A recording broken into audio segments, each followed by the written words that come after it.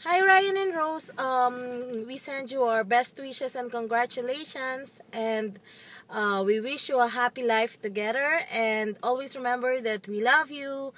And good luck sa bagong chapter ng married life. Hi, Ryan and Rose.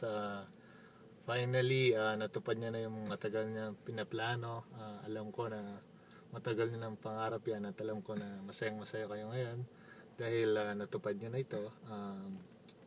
Advice ko lang na always put God in the center of your relationship dahil kahit anong trials na dumating sa inyo, alam ko na malalampasan niyo to through Him.